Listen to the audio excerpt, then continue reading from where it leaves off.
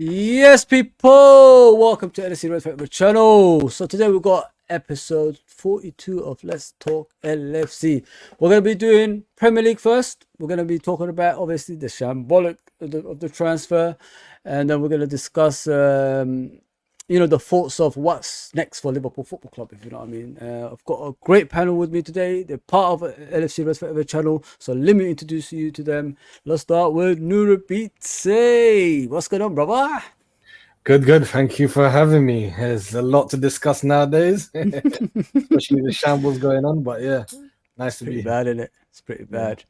The next one is my right hand man on the 230 shows, which is Harley. What's going on, brother? How are we? We good? We all Good, okay? Good, bro. Am I good to wear blue? I should have. Oh no! Even a hat is blue, bro. I should have thought of it. Yeah. Closeted Chelsea fan / Evertonian. No. The next person is Baz, of course. What's going on, brother? What's going on? Big up, panelists. Big up, chat. Big up, brother. Big up. We got 12th man. All the way from America. America. What's going on, brother? Big up to the panel. Big up to the chat. Up the res as always. And keep the faith, people. Keep the faith. We've got to stick together, guys. So let's talk about the first thing, yeah?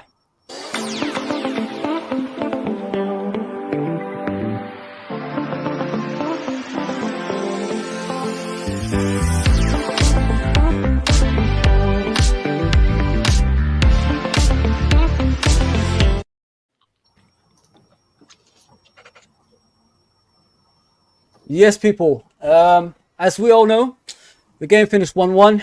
I think it was a fair result. I don't think we was outstanding throughout the game. Certain parts of the first half we played all right, and we got, you could see the midfield is brand new. You could see we're just about to get used to each other, especially with Soboslai and McAllister playing as a deep midfielder. Talk to me, guys. Baz, what do you think of the game, bro? Like, if you review it, do we deserve a 1-1 draw, or were we lucky to get away with it? Well, if you look at the stats, and 12th man is the man when it comes to the stats. Listen, mate, we got outplayed. Listen, in my eyes, if you play great football for 20 minutes, but you don't take your chances and stuff like that, then, what can you say? So it's a 90-odd minute game. And in hindsight, you know what? I'm glad we've got that draw now, given the way we played.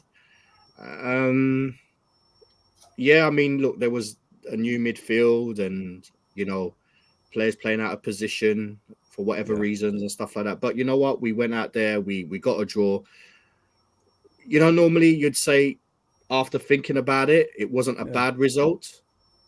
But when I look at it, I just think of the other teams, the Man Cities, the teams that we're supposed to challenge anyway. The Man Cities, the Arsenals, and the Uniteds, they all got 3 points. So we're 2 points behind them already in the start of the season. But nevertheless, I take that 1-1.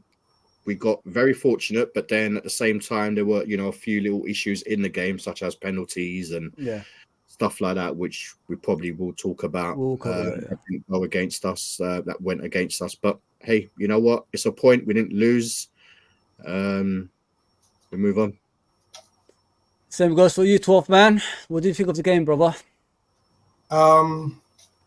With hindsight, having looked back at it, I am accepting that we got a draw, but I am also kind of up in arms about, no pun intended, about the non-penalty call, about the obvious state of VAR once again rearing its ugly head. I'm not saying that VAR is unnecessary. I'm saying it isn't necessary. I would just like to see VAR be applied appropriately and understandably. I mean, those things are very, very difficult and understand. Like, as in, you're showing that, for instance, you're showing that line, everything, there's different things on how you could look at that line. That line doesn't look like it even comes together with his elbow or arm or however you want to place it. But all the same, you know what?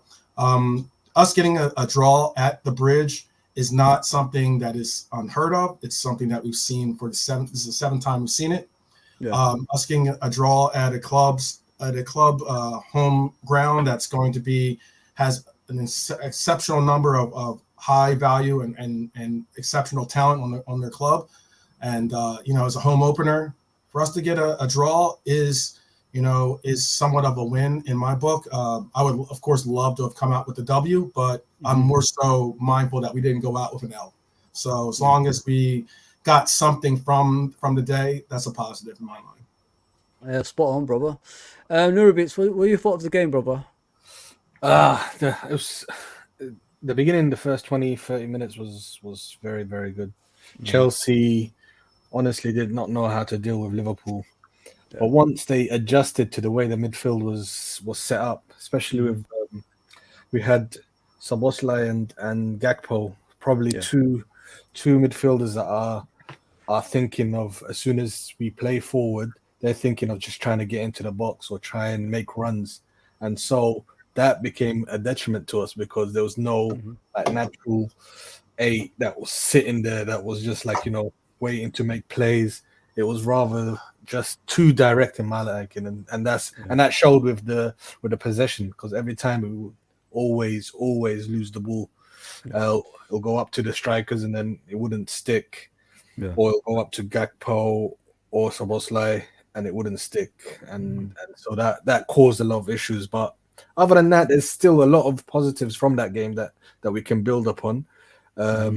We've got absolutely an attacking machine. Once they click, it can be devastating. Once they start to know each other's runs on and they learn who should sit and when, it could be devastating. Yeah, the same goes for you, Harley, mate. What do you think of the game? It was very mixed, wasn't it? It was very, very. It felt like you were almost watching different teams, a different Liverpool team from one point of the game to the other. I thought the first 20 minutes, first half an hour, we were excellent. It really looks to me like we were just gonna absolutely overwhelm them. They managed to adapt to what we were doing. And again, I brought this up on our channel a couple of hours ago. I'll bring it up now. The main problem for me was players having to play several positions over one game, and players playing out of position as well. Gakpo being played as a left-sided central midfielder. Not only is that not Gakpo's game, I feel as though that was detrimental to Robertson as well. He didn't get that level of support defensively because Gakpo isn't a naturalised central midfielder. He isn't a natural number 8.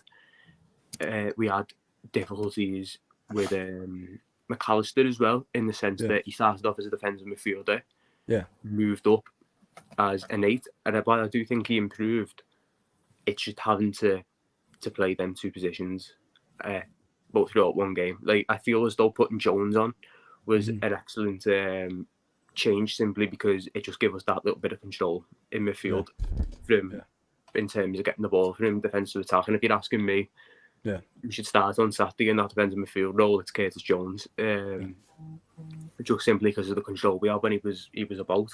Nunes coming on as well, he looked sharp. So I think the changes helped. Darby Elliott looked really good coming off the bench as well. Big credit to him. Yeah, give credit to him, man. That's something I've not seen a lot of people talk about, but I think he absolutely deserves a shout for it. But again, it all kind of just seems to me like the biggest issue was players that are already kind of learning a new system, playing in positions that aren't natural within that system. Yeah, I've said this before, I'll say it again, the number one solution to that is to get a naturalised defensive midfielder. So the 8s can be 8s, the defensive midfielder can be the midfielder, and the attackers can be the attackers. It's as simple as that for me. Let players play in the natural positions, and that comes around once you've got natural players in every position, specialists in every position, and that is the one position we're missing a specialist in. Spot on. Alec, the same goes for you, bro. What did you think of the game on Sunday? Did it go the way you wanted it, or at the end, or did we deserve more? No, I think a draw was probably a fair reflection. and something of which I can definitely look at from the perspective of a point gained. I think Chelsea were the better of the two sides. So if anyone's looking at it from a perspective of 2 points lost, I think it definitely have to be them. I think in regards to the game as a whole, I wanted us to be slightly better, just slightly more consistent in regards to that fast start. I wanted us to just try and maintain that and just kind of have a greater period of control on the game. But I think obviously we were unfortunate in that regard, and it was kind of very obvious that we were lacking that sort of dictator and that control in the middle of the park to really sure it up for us at moments in the game, and obviously give Chelsea more of the ball, and they could obviously impose themselves to a greater extent, but look, slightly frustrating in certain situations, especially in that second half. I know we've touched upon it a few times, but I think we were very passive in that second half, and you know what, it was just, I felt like we kind of just tried to we acknowledged that Chelsea were the better of the sides, and we just kind of tried to settle it. Do you know what I mean? Just settle it at a draw. Yeah, guys. In regards to the goal we scored, what did you think of the movements? Like, I really liked it. The way the passing from the back all the way to the front, and Salah setting up the goal the way he did. It looks like a team goal that we've been waiting for a while. Baz, what do you think of the goal we scored, man? Because I thought if that goal goes in like that, the season looks good until we consider the goal after. Yeah, look, the goal was a lovely goal. It was a brilliant move, a brilliant assist. I mean, only someone like Salah could see an assist like that. It was a brilliant goal. Two ways about it. It was a team goal. The team. All right, if I'm going to be a little bit more upbeat, we've got a good team. We do have a good team. You know what I mean? We just need some things corrected, and we've got an epic team. Yeah. So it showed. That goal did show, and even a goal that was disallowed. You know what I mean? Now, if we had scored that goal, that would have been another brilliant goal, and it was just a typical Liverpool goal. I was happy with it. I was happy with the way it was. It was assisted, the creation. The players going, moving forward, and they're really thinking. It was just, I think, the only thing I was disappointed is obviously the goal was brilliantly taken. You know what I mean? Yeah. Sometimes you watch those things and they fluff the ball. It goes straight into the keeper's arms, or it goes straight to Fulham Stadium or something like that. But the fact is, it was a great goal. The only thing I was disappointed was Diaz was very in and out of that game. I think the only times I saw him play well was that goal was brilliant, but he was very quiet. Like, he started off the game ready for the fight and ready for it. Yeah. But then the second half, I mean the rest of the half, he was quite quiet. Didn't really have much ideas. It was more like playing in a football cage, and then did the same thing in the second half. And for me, it's just it was a good goal. To answer your question, the goal was good. It was a very good, a typical Liverpool goal. What about you, 12th man? Did you enjoy that? The way we done it? Like the way we just started from the back all the way to the front.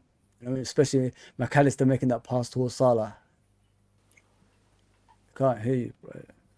I think you're on mute, bro. I speak for myself under this tense, but I know that I was pretty pumped how we started. I thought that we started off really, really on all cylinders. I thought that we looked very engaged. We looked extremely dangerous at times. We also looked like we had some synergy going on with a lot of the players, and a lot of profound enthusiasm and determination to do. I mean, there's a lot of different things I took out from the game, especially starting, like I said, with the play of Dom. I thought Dom was engaged. I thought he was out there making some very good points about how, focused and how much of a really physical specimen he is.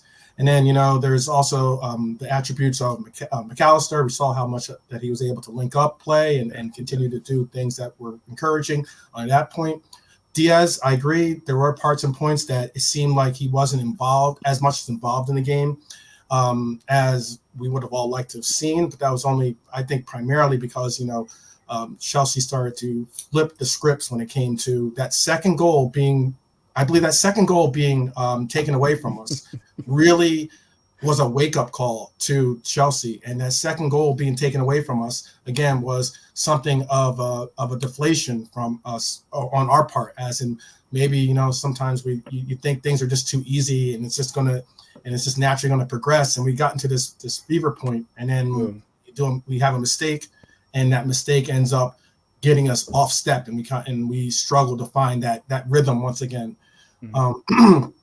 But realistically, I thought that there were positives.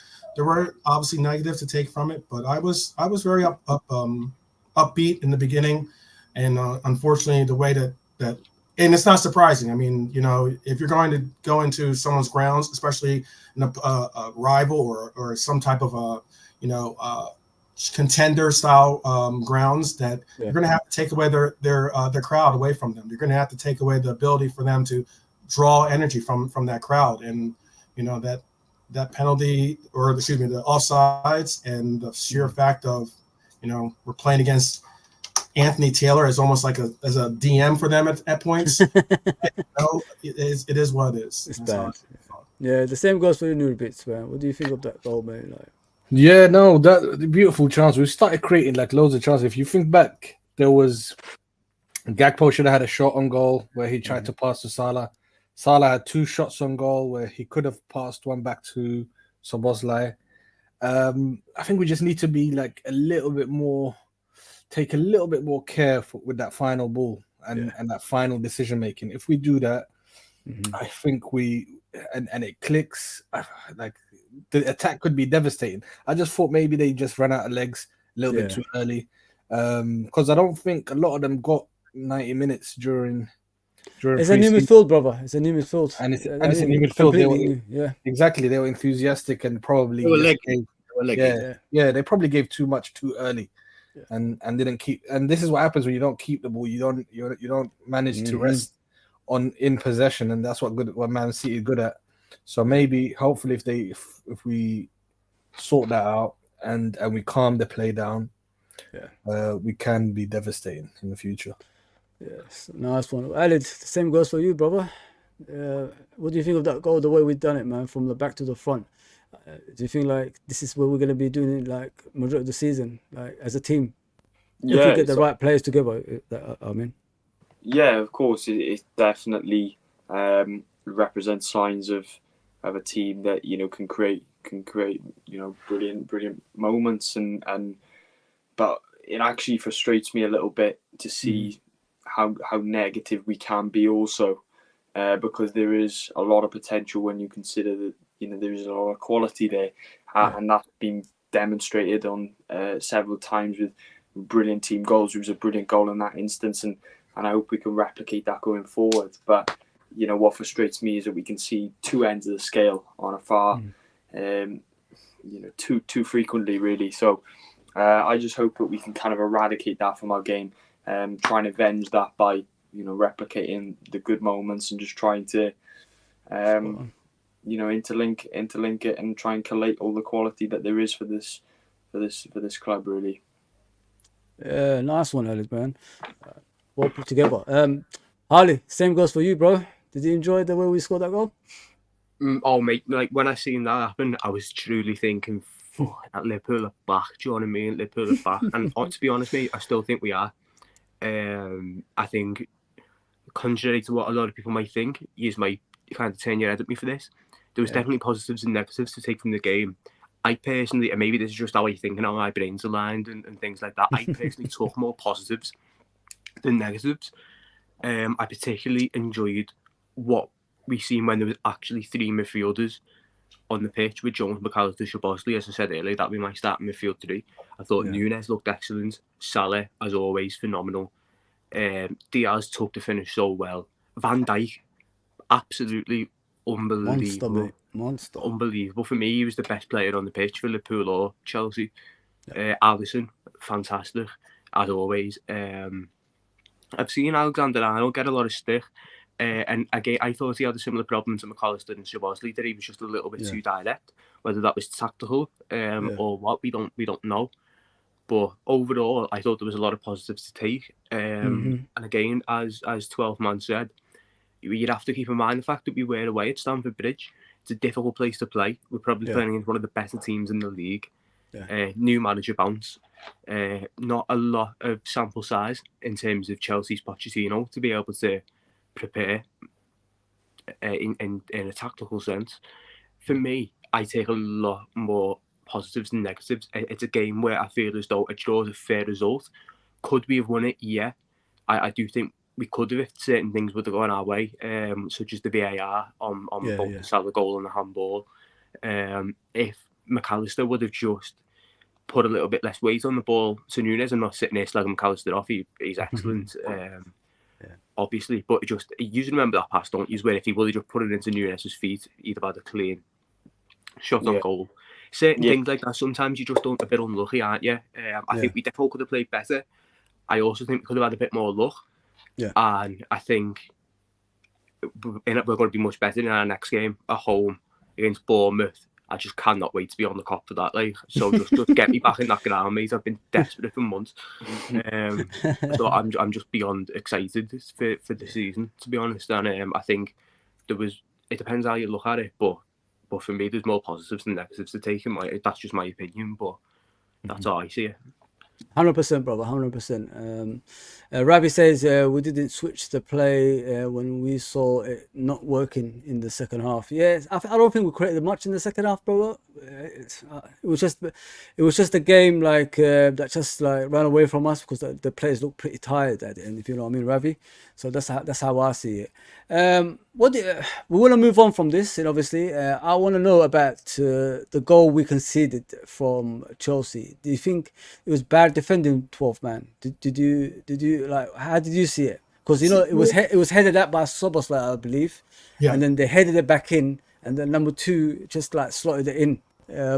Was it bad play by us? Should we headed it somewhere else instead of back to play, on the pitch? Yeah, that's another thing. That's a great point. I didn't really see the goal that they got. I really didn't see it as poor play. I saw it as more so because obviously I think that's again what we see a lot in today's world is narratives or agendas that get played out, and automatically the narrative the narrative to the agenda I'm speaking of is that Trent's at fault, Trent's a bad defender, Trent's this, Trent's that. Just because he's the most centrally located defender on that play.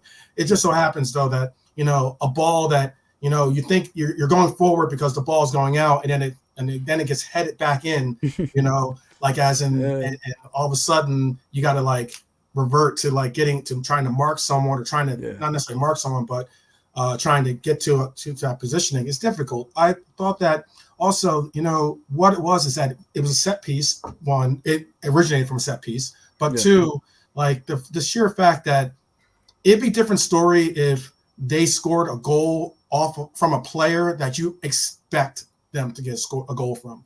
The difference is for us, a lot of our opportunities, despite the fact that we didn't have many opportunities, obviously on net, but still the same, the woodwork hit and everything else. There are at least opportunities and opportunities that we expect those players to score, but not only that, there are opportunities that if they score, then you expect it. I didn't really necessarily say, I'm going to this game and I'm worried about Diassi, right? That's how you pronounce his name, correct? I'm worried about that we got to protect against Diassi scoring a goal against us. It just so happens that he happened to be advanced in a position at the right time off a crazy header that gets pushed back in after we clear it once and then it's getting pushed back in again. It was just one of those situations where it's it was unfortunate. It was a lucky goal in my eyes for them to score. And 100%. But yet, that is what it is. So what do you think, Nurbitz? What do you think of that goal, mate? Could it be defended better? Could it be that something that we practice in set pieces? Because the way I saw it is the way Szoboszlai headed at, it's edge of the box. Instead of headed it further away or back somewhere else, you know what I mean? That's what we've been taught when we play football, don't we, Nurbitz? Yeah, exactly. You're always taught to head it back from wherever it came from. That way people can, set and never put it back in a central dangerous area. Szoboszlai did that. But even after he did that, we still had the opportunity to move out along with Van Dijk. And I know El Hero here is saying that it's Van Dijk's fault for stepping out. But that's what you're supposed to do. You need to step out and not be too deep in that situation. Yeah. But the whole line didn't follow the instructions. Sometimes you're ball watching during a game. It's like fatigue can hit you and whatnot. But yeah, I rather concede a sloppy goal like that than be played through and then concede as the 12th man said. Yeah, which is good. And we scored like a quality goal against them, and they scored a what we call jammy goal. Yeah, it's just a mistake. Goal. Yeah, but Harley, sorry, Ali, go for it, mate. What do you think of the goal we conceded, brother? Yeah, obviously there was a bit of complacency there in regards to. You could probably associate that with like panic a little bit, and look, that'll come in time. I think as a team, structurally, defensively, I think we were slightly vulnerable at times and volatile. Not especially the goal, but in other instances as well. I don't know, maybe if that was because Trent went into the middle, which forced that back four, turned back three to be slightly tighter, which gave them an overload on that side. But yeah, I just think it was a bit frustrating because I know, everyone inside the changing room would have been very, frustrated at how that went down, because I'm sure they can orchestrate, those type of instances on the training ground, and then to see something, happen in the way they did, I'm sure they'll be very frustrated. And but at the end of the day, it's hopefully they can take the negatives and just try and mold them into something positive going forward, and make sure that doesn't happen again. Spot on, brother. Harley, what do you think of that goal we conceded, brother? I feel as though there were certainly elements where, as a team, we could have done better to deal with it. Norbit made a really good point in the sense of, I think we created better, whereas their goal was scrappy and it wasn't particularly. You don't look at that and think, "Wow, Chelsea, what a team." For me, I look at that and think there was certainly an element of luck there. As a whole, the defence was kind of all over the place, needed to deal with it a little bit better. But for me, it's not in the can't be rectified. I don't look at that and think, well, this is a long-term issue. I just look at that and think every team concedes a goal like that. Sometimes we just can't let this happen regularly. I don't look at that and worry too much. At the time, it was a frustrating goal to concede. Definitely. Was it preventable? Probably. But no, I don't necessarily think. I don't necessarily read too much into it beyond what it was in the moment, and that was just we conceded the goal that ultimately, it cost us the game.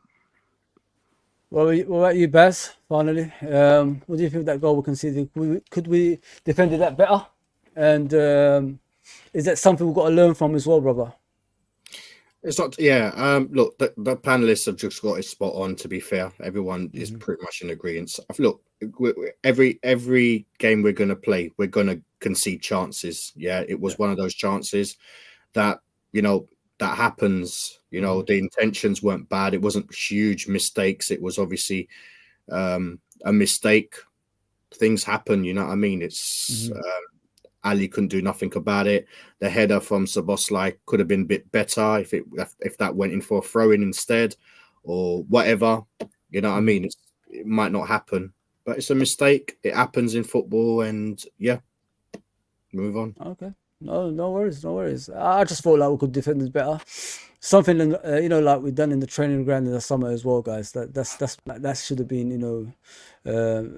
the training method in regards to like defending things like that. You don't header it outside the box. You header it away, or you header it the way it came from, like Nurbit said. But as we move on, we go to the handball. Anthony Taylor is the referee, guys. Harley, What do you think of the handball? Should it be a penalty? Yeah, mate. That was the save of the day.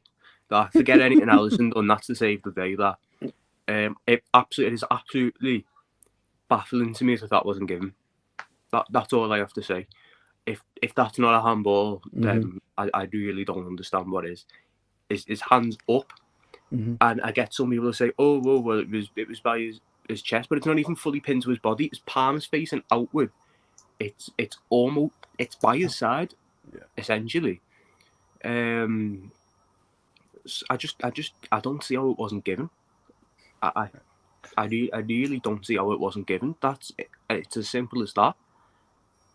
It's a funny old one, isn't it? Baz, what do you think of the handball, brother? Like, I think in other games that'll be given straight away. They will check out the VAR as well. I don't think Andy Taylor went to the VAR. Look, at the end of the day, they hit his hand.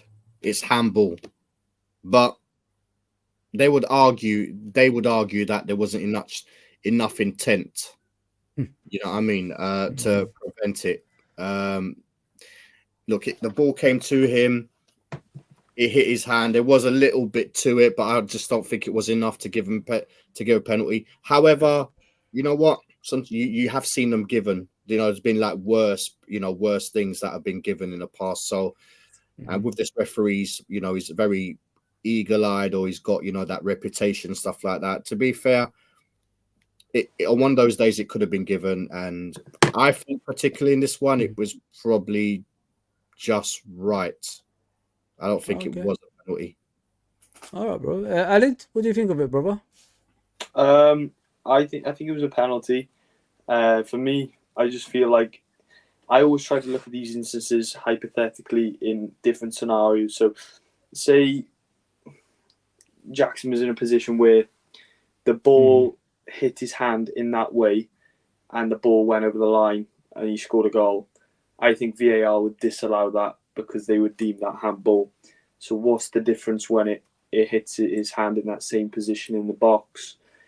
That's why, you know, sometimes the parameters behind these decisions sometimes, you know, invite and entice criticism, and that's where I feel like VAR have got it wrong there. However, I would like to mention, if that was against us, I think it'd be very light on the ground, but I think it would, you know, prove enough to be a penalty if it was given. Do you know what I mean? So yeah, it was one of them. It was kind of like a bit divisive. I wouldn't cut a bit torn, but I would say it's a penalty, as well as the fact he's brought his hand. His hand was in an upwards motion. I know people will say, like, look, he's jumping up off the ground, it's natural, but if that's a natural motion, if I ever seen one, we're all in trouble. Yeah, like the ball as well was going towards the back post where there was a Liverpool player. So that's sort of I've got to mention. I thought it was hitting the target. To be fair, bro, I thought it was going. It was either hitting the target or going straight into the path. That's something I forgot to mention when I was talking. That's for me why I'm even more adamant. And so his hand doesn't stay there as well. It's not like his hand was there when the cross come in. His hand come up as the ball was in the air. So, you know, you've got to judge it in. Alan, don't you think, like, in moments like that, they should be looking at VAR? Oh yeah, 100%. I think it's worth a look. I think it's too much to just dismiss it immediately.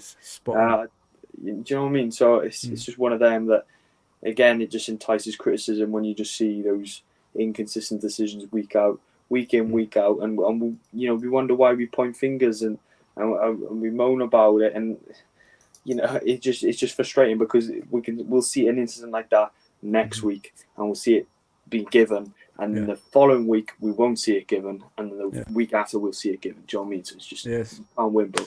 So it was the beginning of the season. 12-man, take it away, bro, because I know you was looking forward to this one. Yeah, I was looking forward to this one. There isn't even so if you look at this picture, and all respect to, because I know I have some photos that I took as well.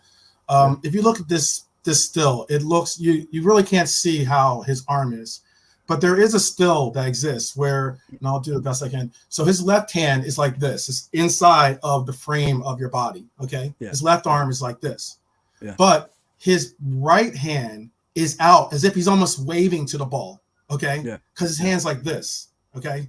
He didn't get a chance to go like this. He wanted to give his hand like this and hit his hand.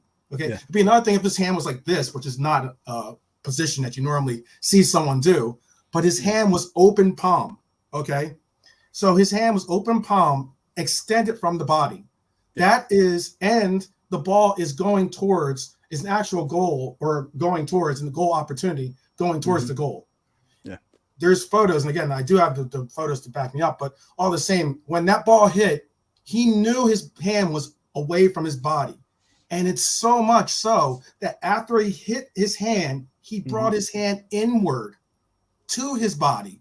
As this would say, you know how like when you do a foul and people automatically put their hands behind their back or they put their hands up, to say, oh, it wasn't me or wasn't that. That's what happened on that call. And it hit his hand and then he pulled it in. What was the biggest thing again with me when I said about the Anthony Taylor? Look, I'm not going to bemoan the sense of we lost this game because of referees or anything like that. But what I can say is this. It is interesting that wasn't even warranted a look. Yeah. Something like that wasn't even warranted a look. That's where you go, wait a minute. I've seen less have a referee go to the monitor and at least look from his perspective. Because too often these referees are allowing for VAR to decide, pick and choose and decide as to what exactly is a foul or a call, and if anything, there's a reason why those referees are in London and those referees aren't on the pitch any longer. There's a reason why there's referees that don't have the fortitude to basically make these calls, okay, and then allow for VAR to help them figure things out then, So like now they're so reliant on VAR to make the call or to bring up anything. And then they're not even involved in sometimes a decision of whether it's a rightful call or not a rightful call. They're still allowing for VAR to decide that. That's not where we need to be if we're going to include VAR. So I get we want to speed up the game. We want to keep the flow of it moving. We don't want to have all these stoppages and restarts and everything else. But on a distinctly important call, such as a handball in the box on an actual goal scoring opportunity, go to the monitor. That's just how I see it. Nurabits, what do you think of that, mate? Yeah, speaking of VAR, the issue with VAR, this is the biggest flaw, and I don't think a lot of people have talked about it, is that the referee himself should be able to have the ability to say, I'm not too sure about that. Let me have a look. I don't care what your guys' opinion is, because the thing they've made the VAR, as soon as they send him to the monitor, he has to agree with whatever they say. Yeah, because they doubted the decision in the first place. He has to go with whatever. I think it's only happened once where the referee disagreed with whatever VAR suggested. And so this is the problem. They're kind of basically trying to back up each other and not make each other look stupid in a way. The referees in the VAR box and the referee on the pitch, rather than saying, listen, let's work collaboratively. If I think that I didn't see it properly, I want to go see it. Did it hit his hand? Let me see it again for myself. That's all he needs to say over the communication devices. And had he said that and he saw, and then he went and made a decision himself, fine. Then we can criticize him and say, listen, this guy's blind, whatever. But the issue is that these guys are just here not to make each other look bad. So when a referee makes we'll probably discuss it in a second, the Man United game. Stonewall penalty, nowhere near the ball. But what happens at VAR? Be like, should we give it? Let the referee decide that. Let him see that for himself, and that's the issue for me.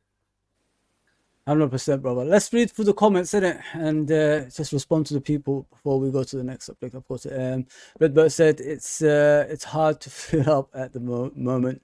Not gonna lie. Yeah, we all feel the same, brother. We all feel the same. Swear down, we all feel the same. Alice says, keep up the good work, lads. Much appreciated, honestly, much appreciated. We're all a team here. Please subscribe to everyone. Obviously, I'm gonna give the links on the screen as well. So please go subscribe to them. I see them as family, part of this channel. We're all together. I don't see it as my own. So yeah, subscribe, hit that like button, and all that good stuff. I want to talk about the formation, guys. I don't know if you want to talk about that, like the way we played in the game, like what we need to improve on, especially like, you know, tactically. Do we have to keep playing the same formation on a continuous basis? As you can see, I've got all the players on the screen. Before we move on to the Premier League and the results, and then we could talk about, you know, FSG, etc. So this is the formation we played, guys. Van Dijk, Konate at the back with Alisson and Robertson and Trent. McAllister in that position. A lot of people are, you know, saying no. A lot of people are saying it's not bad. And you got Gakpo, same thing for him, playing out of position. They normally want him up here. So in the next games, like, do you want to see the same formation, or do you want to change for the Bournemouth game, which is the Bournemouth? I think it's at home, right? Bournemouth at home. Yeah, it's at Anfield. So yeah. So do you think like we should stick with the same formation, or do you want to change it up? I'll start with you, Torf, man. I always get the hard questions, huh? All right, so that's all right. I have ambition to take it on. So let me say, like, I think that I definitely think that you'll see a difference in our play simply for the sheer fact that it's Anfield. We definitely play with a different amount of enthusiasm, a different amount of intensity, and also having the backing of the crowd. What I referenced earlier with Chelsea having that for them in the last match is something that we'll be able to utilize in the upcoming match. It's just a different mentality. It's just something about it, you know, is a metric that we just can't put a finger on other than it exists, and we know it does. But one suggestion that I did have, if we were to switch it up, and it's not to go to a 4-2-3-1 or anything like that. What I did though think about is if we did do a concept of trying to switch it up per se, then, and it's not something I see us doing because it's not something that we've seen us even remotely investigate or try throughout this preseason or any of these, you know, inside looks or any other stuff that we get to see.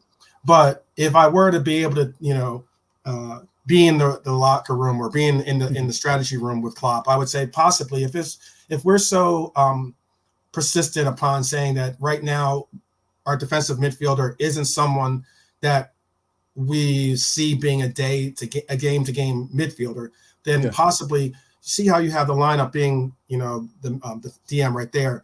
Place it as a five backs, and basically allow for Robertson to go back to being a left wing back in essence. Allow for Trent to go back to being a right wing back as he was before in essence, you know, or left back, right back, however you want to reference it.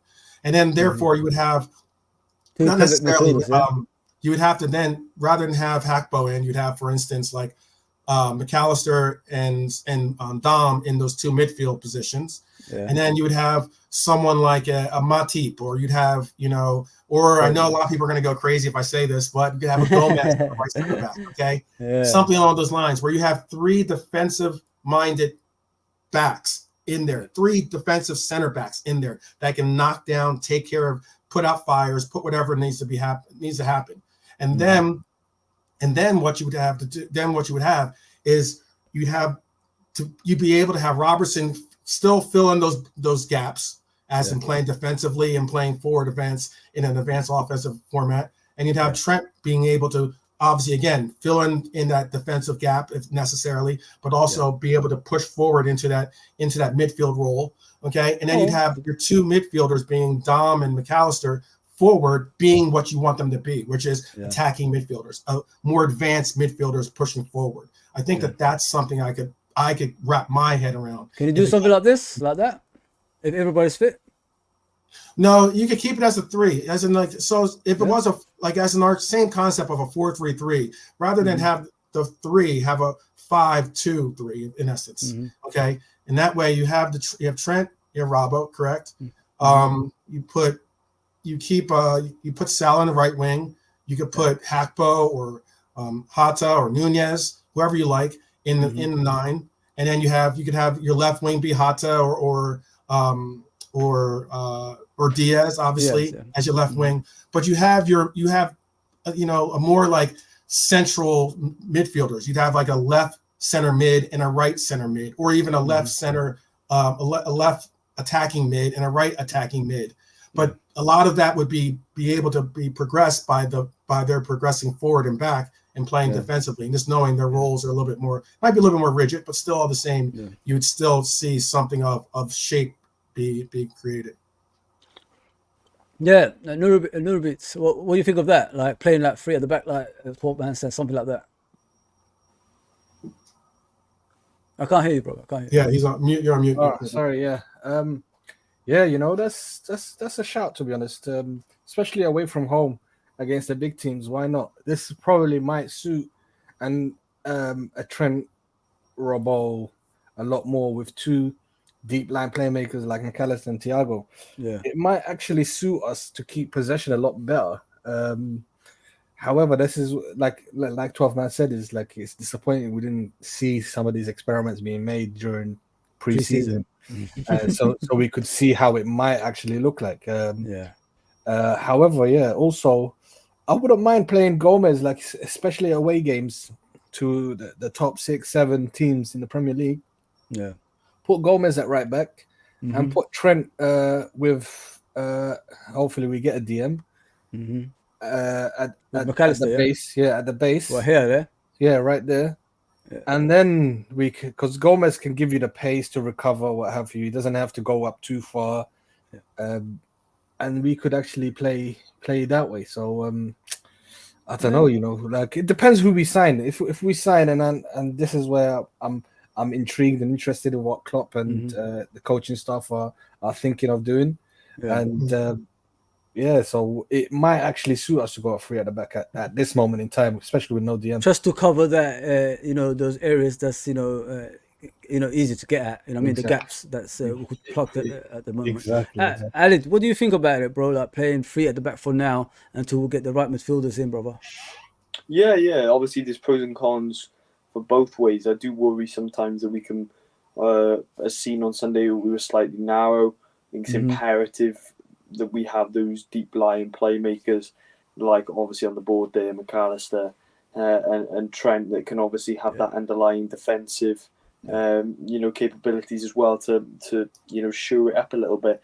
But I think one thing which we must take away from that Chelsea game, is that we can't starve Gakpo in that 8th position, despite the fact he wants to play there. He was deprived of really expressing himself in that 8. And I think it's imperative that we utilise him in a way that will accommodate his strengths, which is further up the field. So I think it's important we have him up there. So that's kind of my take on the team. Yeah. But yeah, I'm content with 3 at the back. But as long as we have, that time and it comes with patience as a fan base to kind of recognise that this is, an adaptation which we're going to have to get used to and get to grips with. So yeah, I'm willing to settle for that. Yeah. Yeah, people, please subscribe and hit that notification bell, and please hit that like button as well, and please subscribe to everyone that's on the panel as well. Harley, take it away, mate. Would you like that 3 at the back for now until we get the right players in? The short answer to this question is no, to be honest. Okay, I'll go back. Carry on though. The long answer is that if we're talking for the next game, it's even more of an absolutely not. It's Bournemouth at home. Do you know what I mean? And I also think our struggles at ball retention.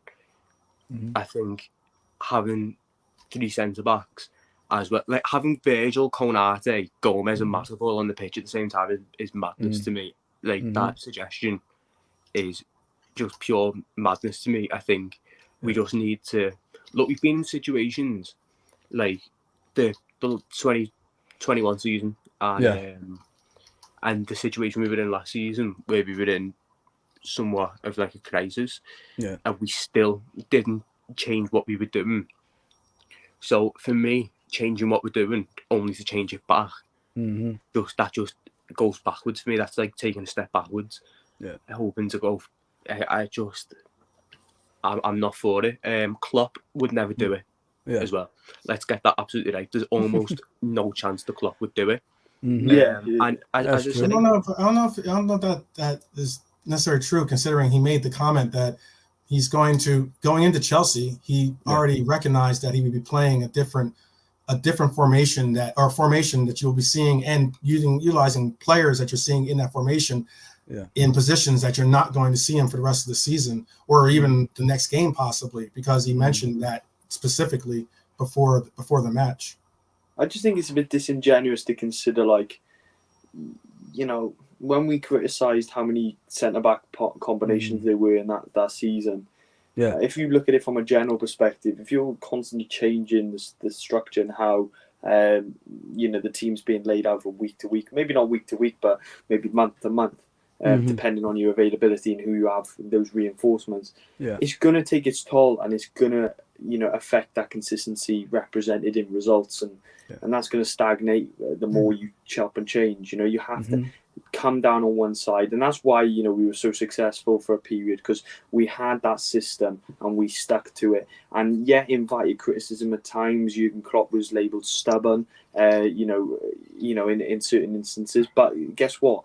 What comes with that stubbornness also got him results, at the highest level. So I think he should come down on one side, but I hear what the 12th man says as well. So obviously if he's come out and said that as well, so that was a direct quote. I mean, not almost as I paraphrased it somewhat, but that was a direct quote, in that he said this is not going to be the lineup that you're going to see a lineup. We're going to have to change, because we don't have a solidified. We tried Curtis Jones in that role. We tried other players in that role. Tried Trent in that role. Like, as in, he said that what you see, he's going to have to kind of go on the fly to get something together for that Chelsea match. But it doesn't necessarily mean that what you see at Chelsea is set in stone for us carrying forward with that lineup. 100%. Yeah, no, but, that's Harley, go on. Sorry. That's all. That's all absolutely fair enough. For me, though, it's just a case of, we know we've already been trying to implement this new system. I think we just need to persevere with it. I think it's the right thing for the long term. And for me, what we need to do is, I think we looked at our best during that Chelsea game outside of the first 20-30 minutes towards the back end when we were chasing it. And I feel like that came up when we had 3 midfielders who were actually midfielders. Now, no, Jones isn't a defensive midfielder. But using him there, allowing McAllister and Szoboszlai to just do the thing, because they're going to be absolutely key to this new system.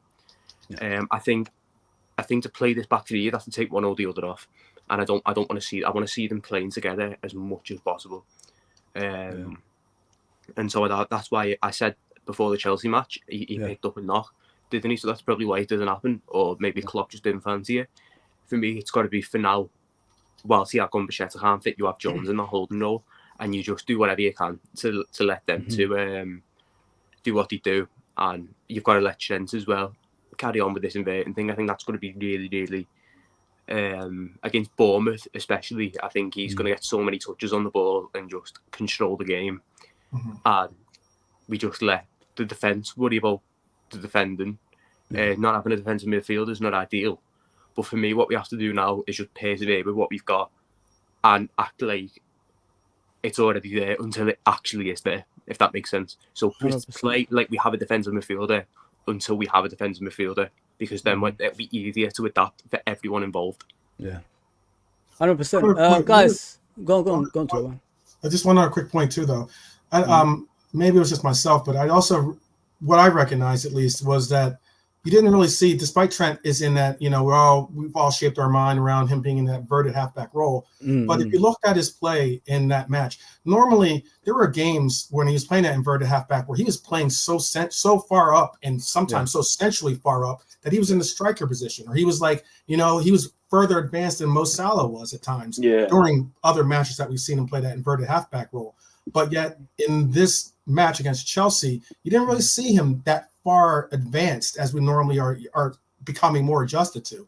And that's something why I say, despite the fact that we all have this conception that we're going to play a box midfield, we're all going to do this 3 backs, and we're going to do all these different things, and we've already come to that mind frame of thinking that, I also think that you don't we didn't see that in that last matchup. And I think that why we didn't see that is because, if anything, you saw him playing a little bit more as, in my opinion, playing a little bit more as his at the right back position, more so than he did playing that advanced inverted halfback position. Do you know the reason why though? Is because we kept on possession. Exactly. He's supposed to go there because we're losing the possession so much. Yeah. He had no time or what is it? Opportunity, space or opportunity, to go into that role. I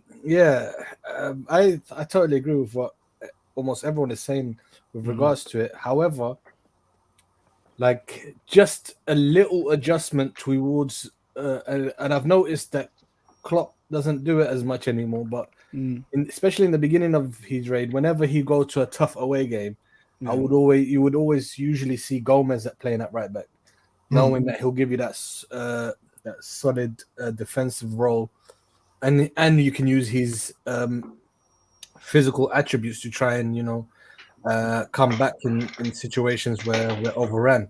So I'd say use those. This like one slight criticism, and I love Klopp. One slight criticism is that sometimes he doesn't utilize all of his squad as much as he should.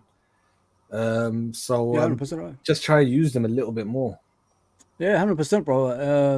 That's how I want to see it. I mean, if we have different formations for certain games, then we're probably going to win more than we're going to draw or lose, if you know what I mean. Give the opponents something they don't expect, you know what I mean? Because they already expect 4-3-3. If we do something like double pivot and then, more players in front of them, then they don't expect things like that. Then we're probably going to shock them and then score more goals, if you know what I mean. But we're going to move on to the Premier League, guys. Obviously, Man City have won by 3-0 against Burnley. What did you think of that game, New Repeats? Like, in regard, have you watched that game or not? Yeah, I watched it, and after have we got something to fear still, or? Yeah, you know what, Man City is Man City. They don't really change too much. The only glimmer of hope that we've got now is that they don't have no De Bruyne for a few months. Yeah, and there's no Mahrez and there's no Gundogan. Would you agree with me that they looked weaker once De Bruyne come off? Yeah, 100%. I definitely think they did, and that's what gives me a lot of hope. Whenever De Bruyne doesn't play, I think he's kind of like a Gerrard, a talisman for them. Like they always look to him. He's the captain now, he's the captain of the club now. Exactly, and they always look to him to try and produce something, especially when they're in a sticky situation. And so without him, there's a massive chance for all the other teams to capitalize against City, and they might even start. When little doubts start to creep into their heads and they start not to get 1 or 2 results and he's not around, that could become huge. Guys, like this is a freestyle. Just don't worry, anyone can speak on this one. The top 5 this season.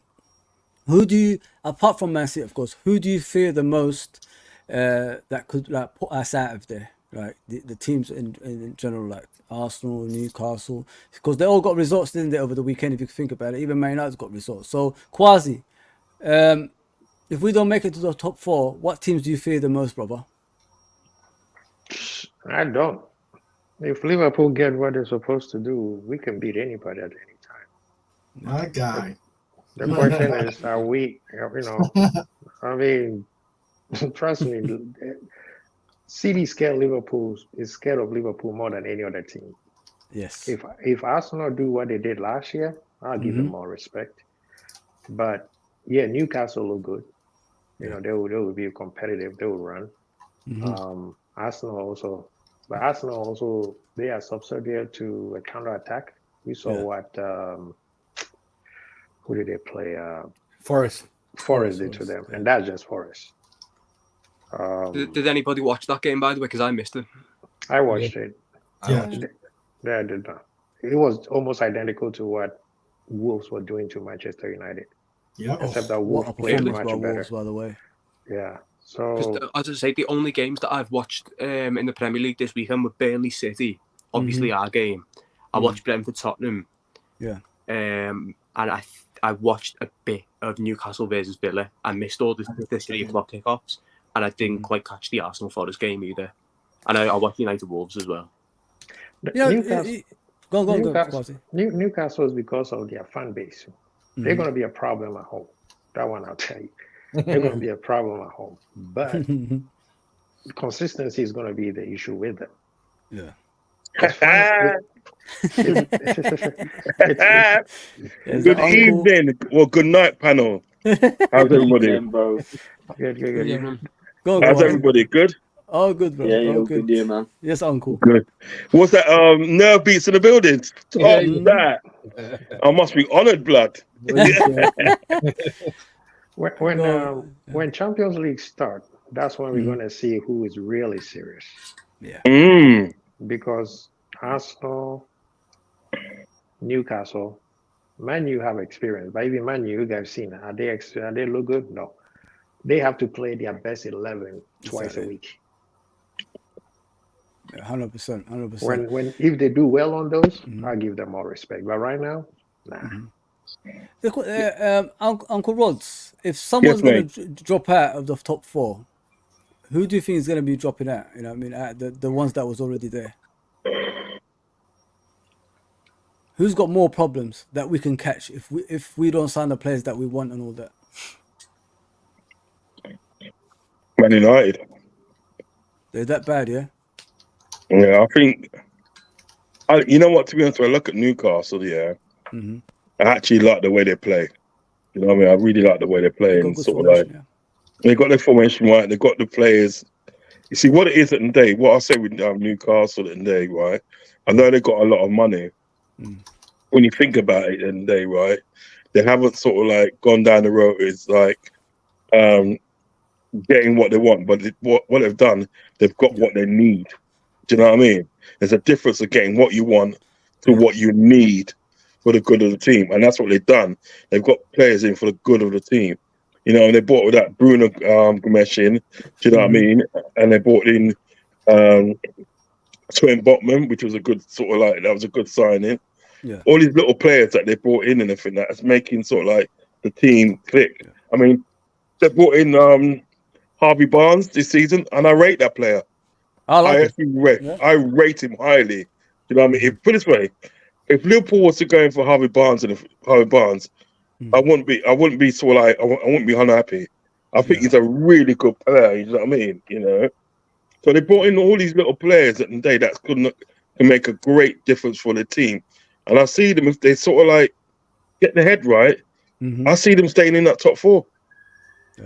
And the players that the team that I see sort of like coming out would probably be Man United because they struggled last night. Really and truly, last night that should have been a draw. If you think about it, there's an argument to be made that Wolves should have got the win if they would have been a bit more clinical. The only difference was the Wolves strikers couldn't finish, and the referee decided it was acceptable for Onana to perform a fucking WWE rock bottom. Honestly, after that, I thought he was going to go like this and start doing the people's elbow as well. What the I like it. Well, it's true that. It's true that. It's true that.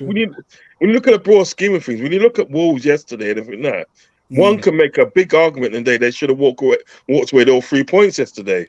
Yeah. That's what I'm trying to say. Like, Man United at the moment, at the end of the day, right, don't look that convincing to me. But I look at sort of like Newcastle. Let's face it, at the end of the day, right, Newcastle over the weekend, they played a very good Aston Villa. Yeah. You know what I mean? Aston Villa got some players in this squad. They played a good Aston Villa. And to ham them 5-1 and the way that they played and everything that, there's something to watch out for. There are something to watch out for. 100%, brother. Guys, obviously we covered the Premier League. I showed it on screen all that stuff. Next, we're gonna go to obviously FSG, and then we'll go to club, and then we'll discuss the other stuff. But we're gonna do it in a freestyle way. Anyone can speak. There's no problems, and we're gonna do the chats as well as the chats we're getting. We're gonna put it on the screen, and then we reply to them as well. So let's do this, guys. Let's do this.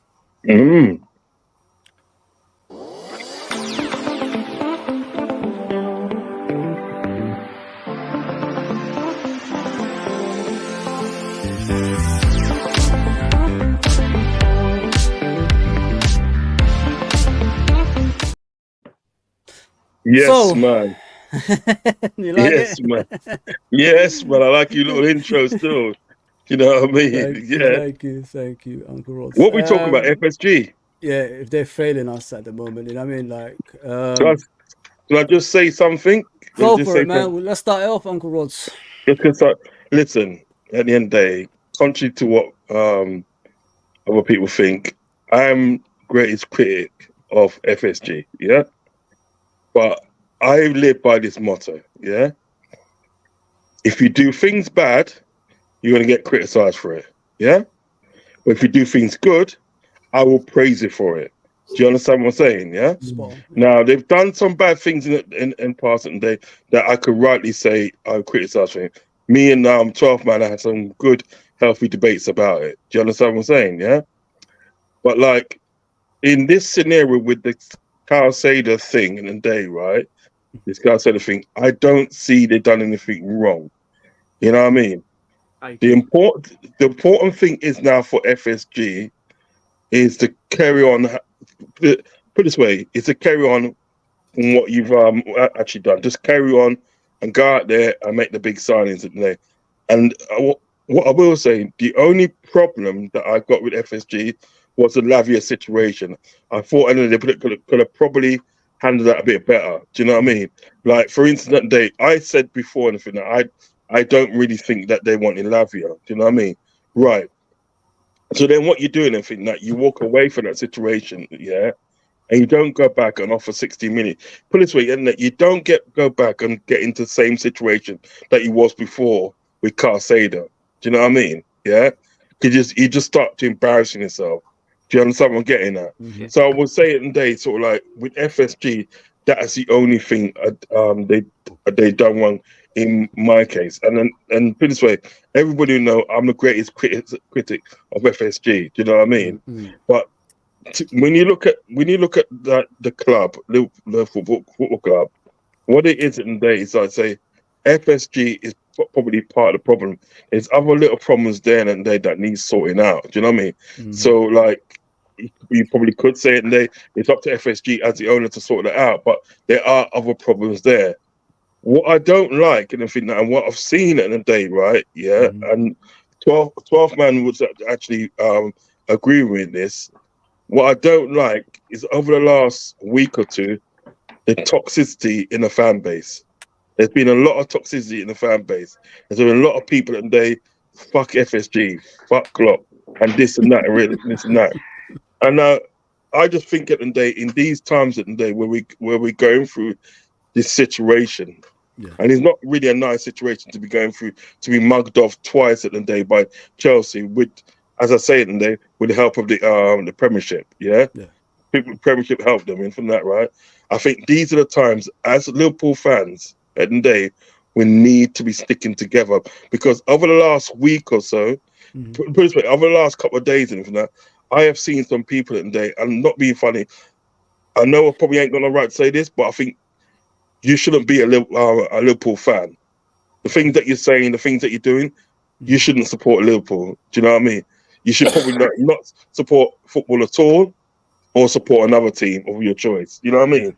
Because some of the things said, because some of the things that's been said today, I can't understand. I can't get it. I can't find a reasoning for it. Do you know what I mean? You understand? I just think at these times here, we as Liverpool football fans, yeah, that want to see the good for our club and support our club from far and wide. Look, you got Quasi here in America. You got my man here is in America as well. Do you know what I mean? These are not near places, but these people are loyal Liverpool fans, and I think really and truly, these times we need to be sticking together as one. Because the fan base at the moment, and I'll tell you, the fan base at the moment is very divided. This is the most divided I've seen it since I've been a Liverpool fan. And I've been a Liverpool fan for over 40 years. And this is the most divided I've seen it. And it's upsetting. It's sad. Do you know what I mean? Yeah. We just need to stick together, man. Come on, man. Stick together and think that, right? And let's see if we can get Liverpool Football Club back where they're supposed to be.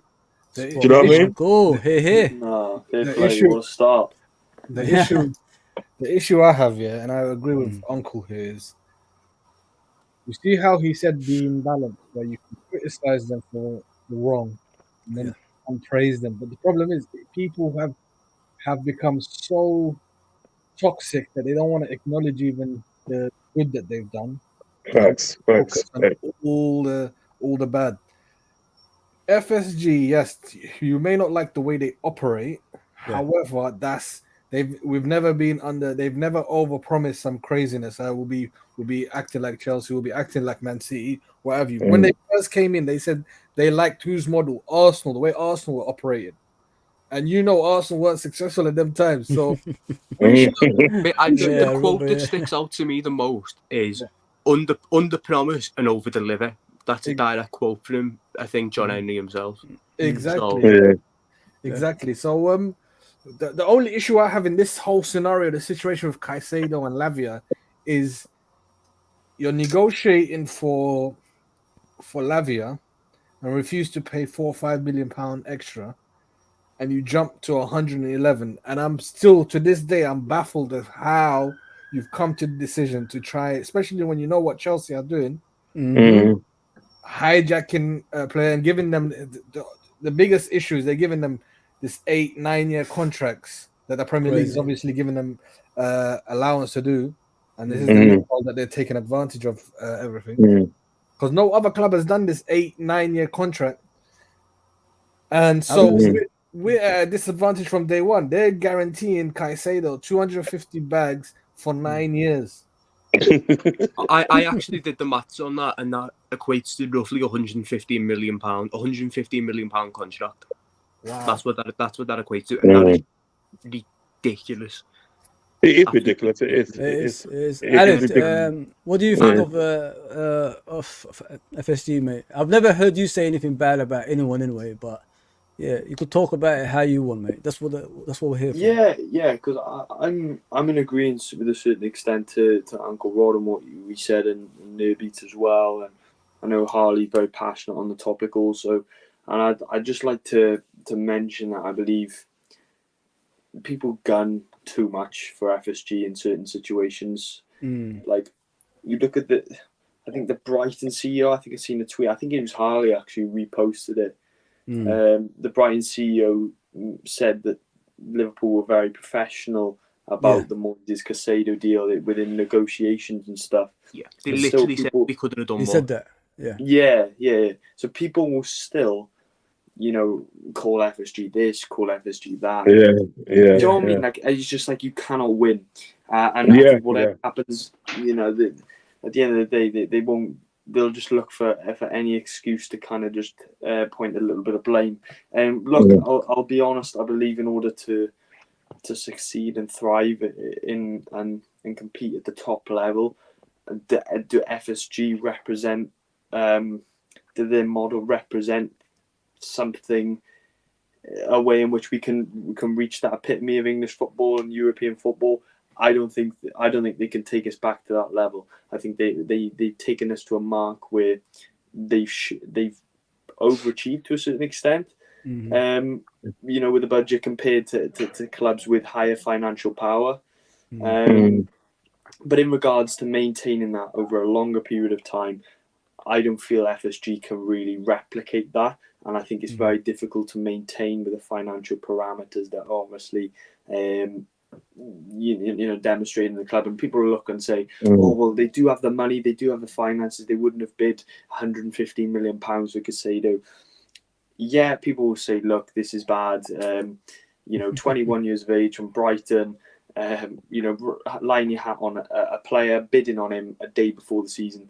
But what Harley did mention, and I will be in agreement, is that is a sign of intent as well. Because if you're putting that money on the table, we always ask for statement signings. We always ask, to put a marker down, to lay down those foundations and send a warning out to other teams. By putting a bid of that stature for a player that we clearly want, I think is representing of a lot of what the fan base ask. But then they'll still nitpick at the timing. And look, things could be better. FSG, could go about things in a better way. But it's important to acknowledge as well, certain things that kind of, balance my argument on it. So are FSG failing us? I don't think they're failing us.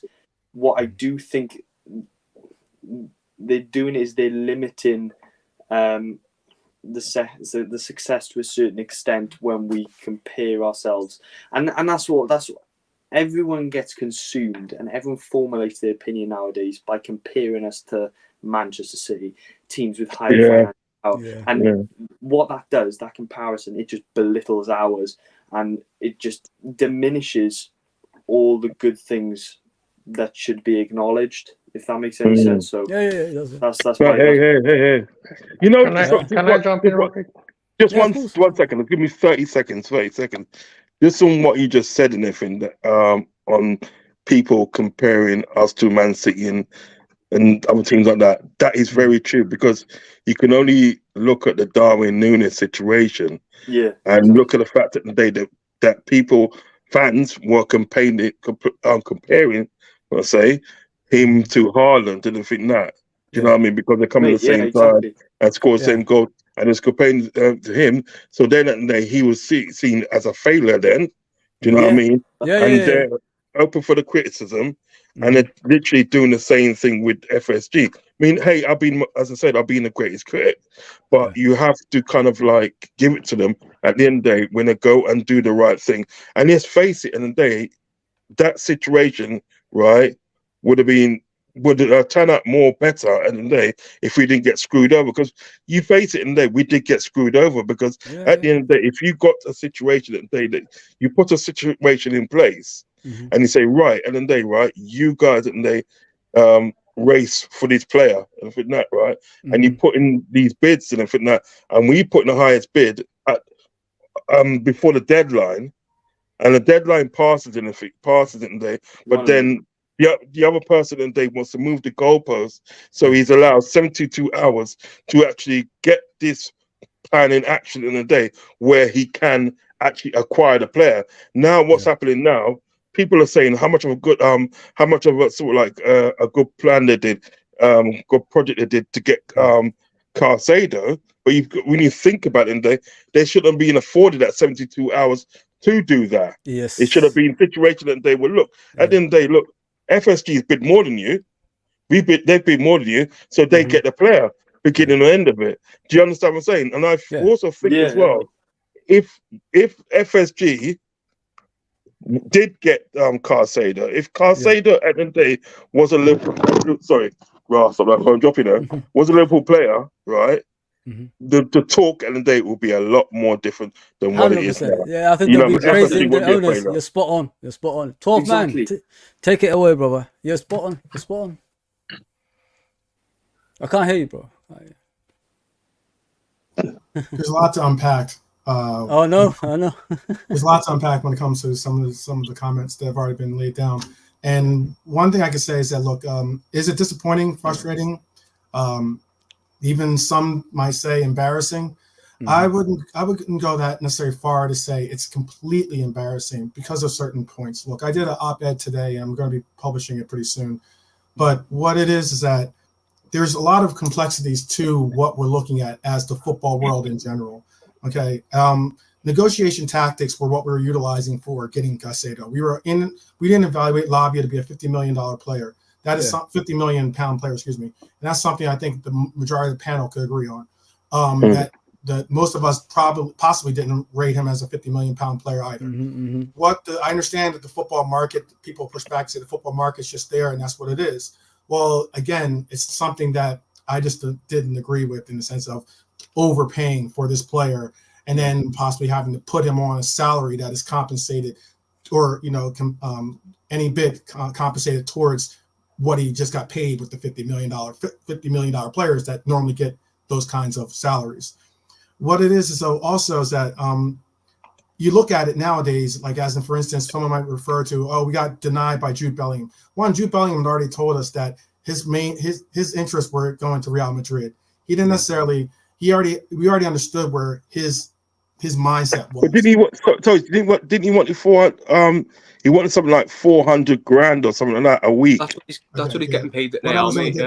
What I was going to get too is that it's just that we're getting to a place and point nowadays where players are making such enormous salaries that some of these players, Jude Bellingham, for instance, maybe even if you take Haaland's making close to 860,000 pounds a week or something like that. Okay. Yeah. If you get down to the point of saying those types of salaries, you're now referencing players that make larger salary in their salary. Their wages are larger than some teams' entire wage budgets. Yeah. Okay, that's what we're dealing with in this football world that we're talking about. Okay, so you then mix into the fact of these nation states, and you fix in with the Saudi Arabia League in separating as well. And it's something of a mindset of saying, oh my goodness, well, now we have these to compete against as well. We have these entities to compete with. And some of these entities are even becoming ingratiated into our own league. Okay. Not only taking players from the league, but now these nation states are buying clubs in our own league. Okay. Yeah. And the last one of the last points I wanted to make, and it's something I brought up on Kwasi's channel, was this, is that you got to realize these concepts. There's 4 quotes that I'm going to bring up. Caicedo said, I would like to play for Real Madrid. It has always been my dream. Direct. Yes, he said that. He said that. Yes. Okay. Yes. So that one is a red flag for me anytime. The reason why I said it for Jude Bellingham. Okay. But all the same, okay, you grew up with that. You're a South American player. A lot of South American players have the dream of playing for Real Madrid or Barcelona. They have connections with the South American market. Okay, fine. But then you go and you hear, I am a fan of Manchester. This is Caicedo speaking, not me. I am a fan of Manchester United. You're too light. Gotta make sure I understand that. I'm gonna get flipped up. Okay. It would be great to play there someday. Now you're like, Manchester United. Oh, all right. Okay. All right. Cool. That's your statement. Great, Caicedo. Good for you. But then you hear, I was really close to going to Arsenal. These are direct quotes. I suffered a lot. So you're heartbroken over not going to Arsenal, even though Chelsea was talking to you at the time, and now you're about to go to their crosstown rival. Okay, cool. We get it. You're maybe getting influenced by money, or maybe the opportunities of this, that. So you're just doing some PR stuff, okay? But to say you're heartbroken is one thing. But then you hear, when I was a kid, I supported Chelsea and used to watch their games. I'm just like, where the heck are we going going The fella's got more clubs than Tiger Woods. Yeah, you're right. He's more confused by himself. Yeah. Football. I'm sorry. Yeah. I was just going to say, football used to be a place and environment where you supported one club. You didn't have say, oh, I'm a Liverpool fan plus a Barcelona fan, or I'm a Liverpool fan and a Real Madrid fan. What? Yeah. It's their way of getting Champion League titles. But yet, but people say, yeah, I like those teams. I like Bayern Munich, or I'm a Dortmund fan. And I'm just like, what are you talking about? You support one club. That's your heart. That's your soul. That's the club you roll with. Not some oh, well, you know what? Because it blows my mind. I always wonder, when those two teams face each other, what do you do? Exactly. Do you go? So when those two teams face each other, do you say, oh, I'm supporting this club. I'm supporting Bayern Munich today. And then when the game's over, you know what is talk, man. Cool, yeah, you're a Liverpool fan now again, right? Is that supposed to be? Yeah. You know what is talk, man. It shows the character, what character he is. You know what I mean? He's not loyal to anyone, so we might actually escape something there. If you know what I mean, talk, man. That's what I'm saying. I was going to ask 12 man a quick question. I was going to ask him a quick question. Let's say at the end of the day, sort of let's say in an ideal world and everything that we won the bid. We won the bid, and we did, didn't it? But in an ideal world, and he was on his way to Liverpool, and he's going to become a Liverpool player. Would you really want him as a Liverpool player? I would look at him as a hired mercenary. Yeah. That's how. That's fair play. It's fair play. I would not put any fanfare or work into the player, considering that player does not look at my club the same way I look at it. Exactly. And that's where I draw the line when it comes to these players. Look, it's why we all sit here and wonder why the divisions are divisions. I can understand the FSG in, FSG out, Klopp in, Klopp out. All these types of divisions are, in my mind, negative, but all the same negative draws upon those types of divisions, and it spurs on people to go to those places so that they can spout the same BS, in my opinion. But all the same, what I do see is a different set of mentality, or a different set of understanding of what it means to be a Liverpool fan, or what it means to be a fan of whatever club you do support. We don't have that existing anymore. We have fans that will like a player, and wherever that player goes, you will be a fan of whatever team he's at.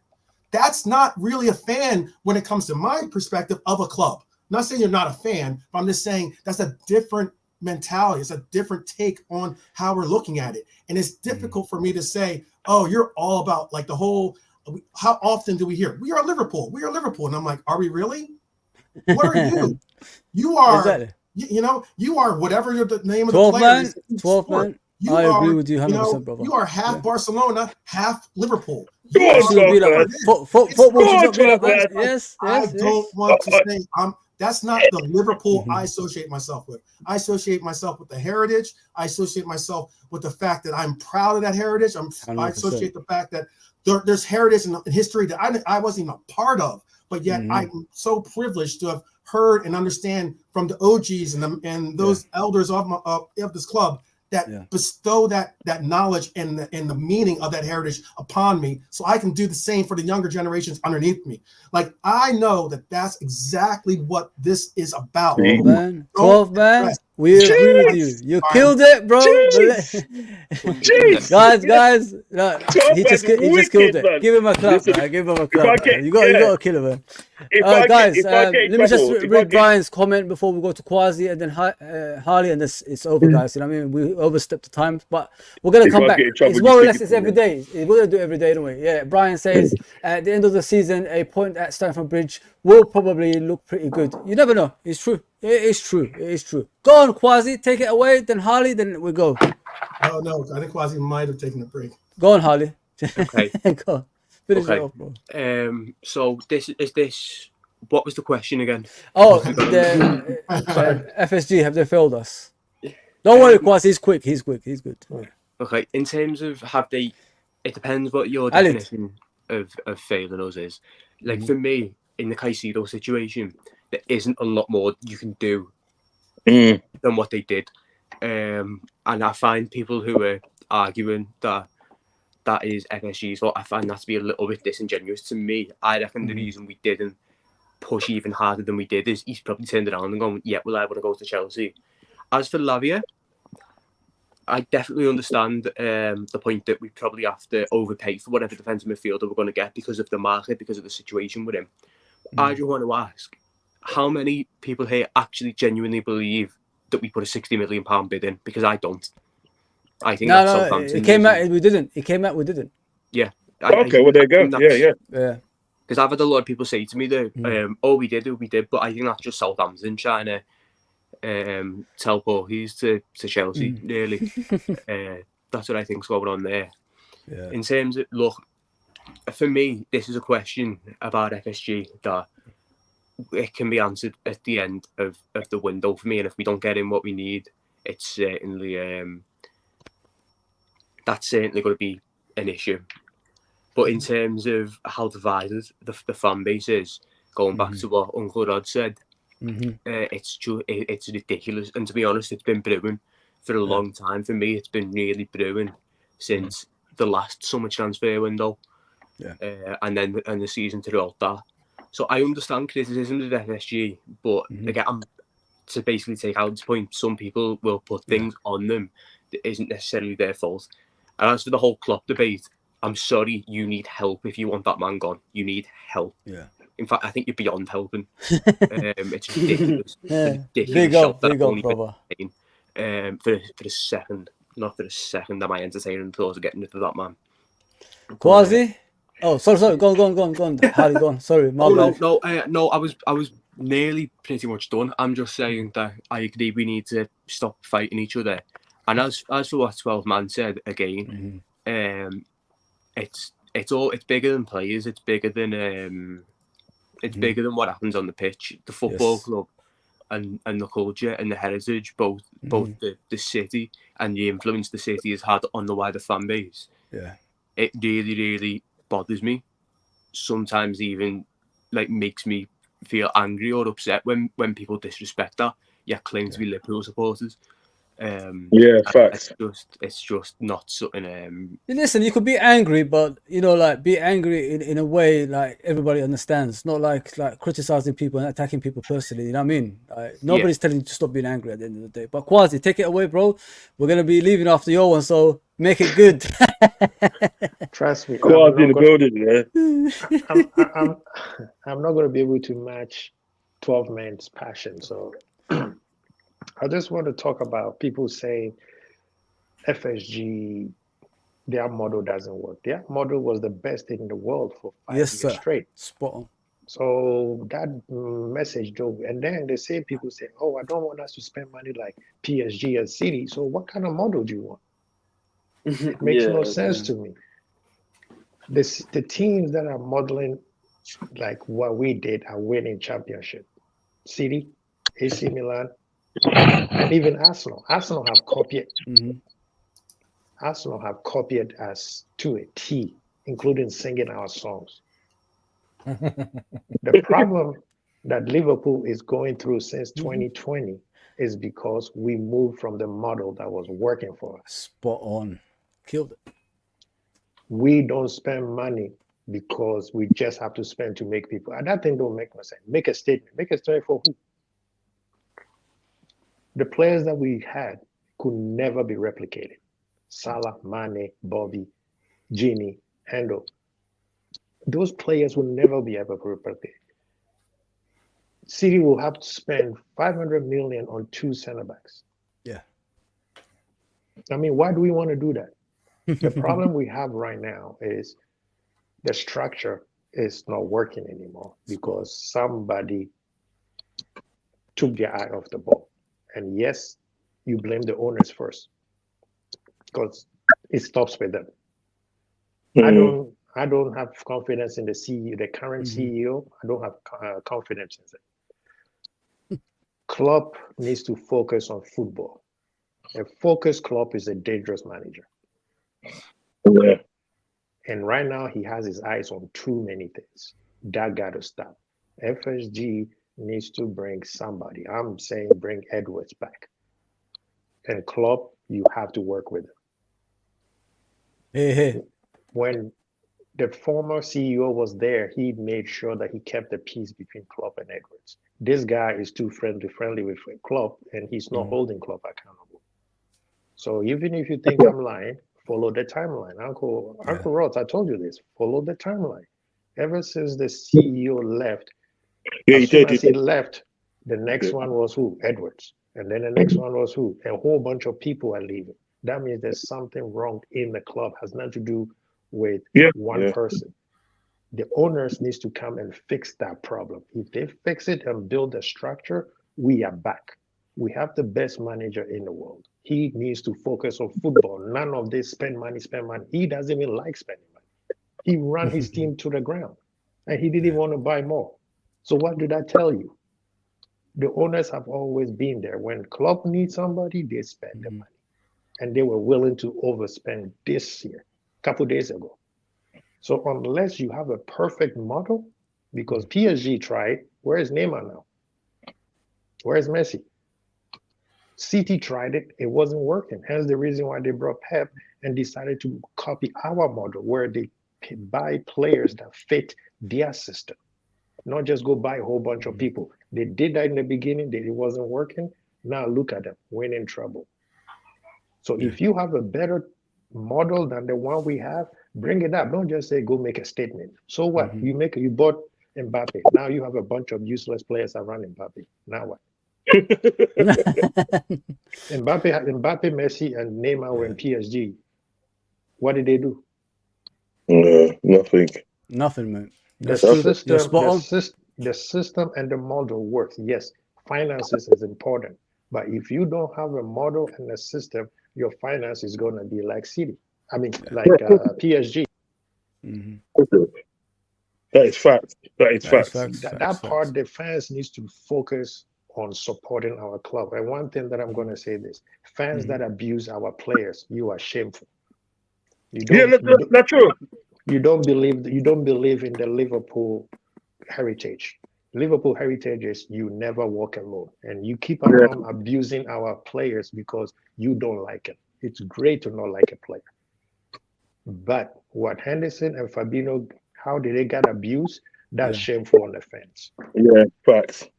Oh my goodness me, man! Big up panel today, I swear. Big up panel.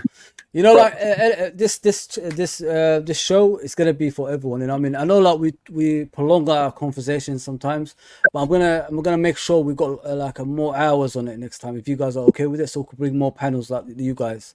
So it'll be easier for everyone, you know, to have their say as well. Guys, it's been wonderful. Thank you very much. So let's start with Alid because he's got to go. Alid, where can people find you, brother? Yeah, thank you very much for having me, Fozzie. Big up to the brilliant opinions on the panel and the brilliant comments in the chat as well. Keep them coming on the replay. But yeah, if you want to find more content in relation to where I am, just search Klopp Talk TV. So on your search bar, and yeah, you can find a lot more there. But thank you very much again, Fozzie, for having me. And yeah, much love to everyone. It's your channel, bro. It's your channel, bro. Subscribe to your channel, you know. I subscribe to your channel, Klopp TV. Oh no, thank you, man. Yeah. Go, brother. Take it away. You guys can find me on Twitter at NoBeats, also on YouTube, where I analyze some of our games. I wanted to analyze the Chelsea game, but the whole Caicedo and Lavia stuff just threw me off and made me depressed, and I couldn't even watch that game.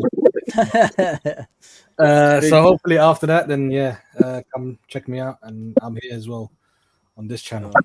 Big up, bro. Quasi. Yes, sir. You're up and coming in this industry, man, and your channel is beautiful, bro. So tell them where you are, bro.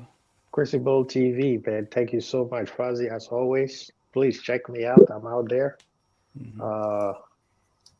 I'm feeling like people are starting to listen to the channels, to the real people. And that's what I want FSG to do.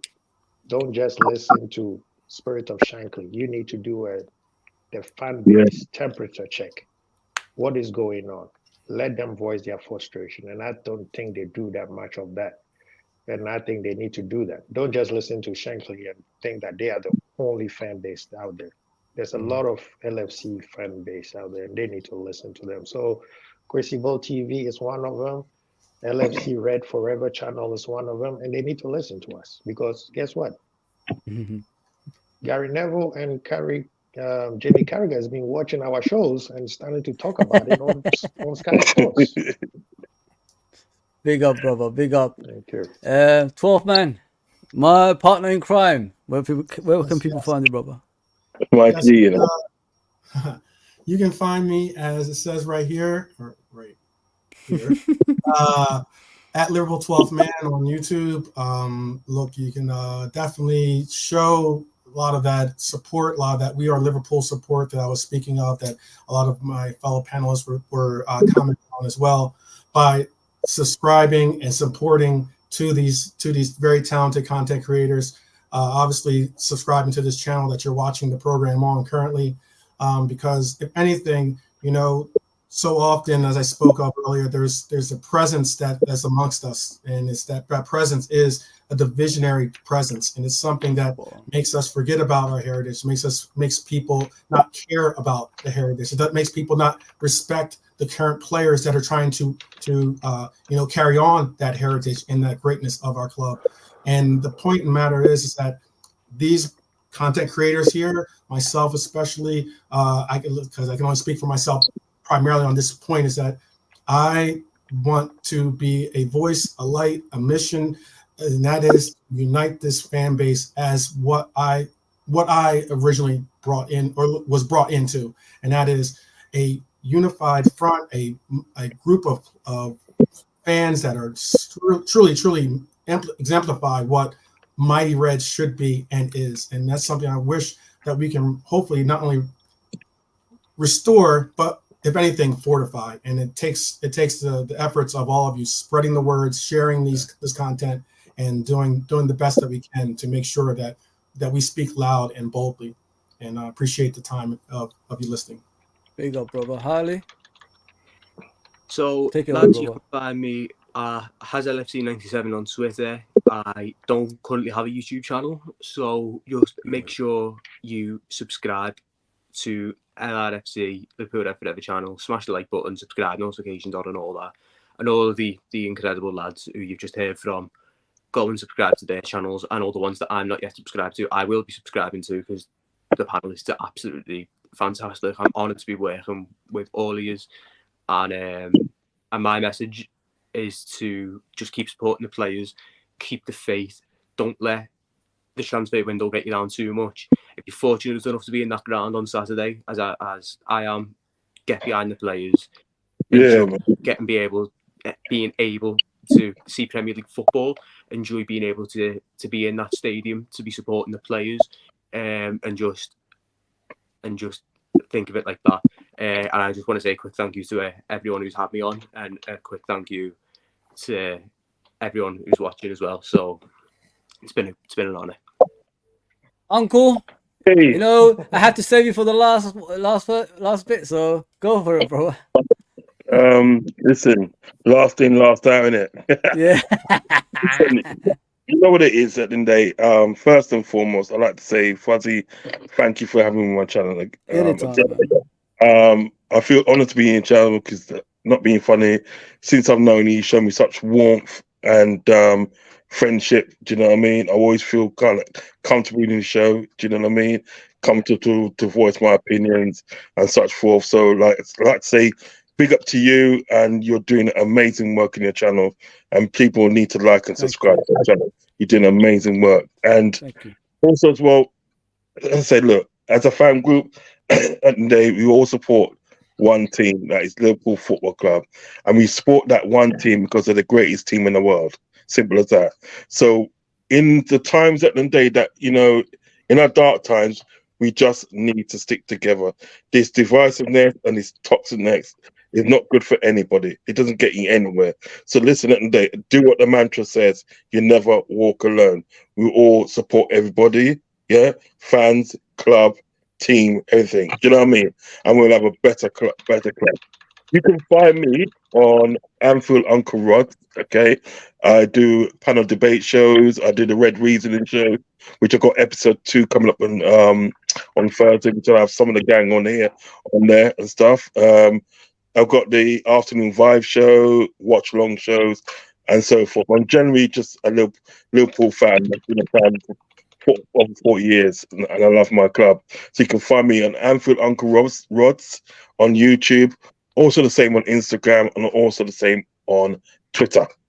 Okay, but yeah, man, love and respect, Fuzzy, love and respect, and love and respect to everybody that's been on this panel tonight. Liverpool 12, man, he always spits the facts, and you know what I mean. I'm always praising him at the day because he always spits the facts. Quasi as well, do you know what I mean? Was it Hazy or Haley? Harley. Yeah. Harley, Harley, so my respect, sorry, my is Harley. Respect to you, big respect to you, and I think that Cop TV? Big respect to you, and Baz as well. Big respect to Baz as well. You know, because things are not, you know what I mean. I don't want to go into too much, but you know his situation. Do you know what I mean? So for him to be in the channel and day is a big thing, and I think that. So you know what, and they big up Baz each and every time. Big up Uncle, big up Quasi, big up 12 Man, big up Nuri Beats, big up Ali, big up Harley. You know what I mean? Everyone that's come on, Baz especially had to leave, but you know you could see all the links here. People, go and subscribe to these wonderful people. I'm here to, you know, enjoy this time, and I want to like be part of these guys' channels as well, and that's what I'm here to support. I'm not here with egos. I don't give a damn about, you know, how much subscribers I get or anything like that. But the most important thing is these guys work hard on a regular basis. Go and subscribe to them. Be part of them, because, you know, Liverpool is all about community. That's what I grew up with. So make sure you help every help you give helps other people. You don't know how hard it is with this content creating. It's pretty hard, people. I'm telling you right now. I've been here since 2019. It's overwhelming, and these guys put their time and effort to give you the best content possible. So go and subscribe to these wonderful people. It's not all about me. It's about them, because they come on here and express their feelings, supporting this channel, and I want to make sure this channel is for everyone, not just me, if you know what I mean. So please go. Thank you to the chat that's come on today. I greatly appreciate that, because, you know, without your chat and us lot like talking, it ain't the same, is it? So thank you very much for that, and I'll see you maybe tomorrow. I'm here every day now, so we're gonna do another chat show. Probably different one this time. Probably something along the lines of tactics or something like that. So yeah. So I'll see you soon, and take care, everybody. And I thank you again. Thank you immensely. Thank you.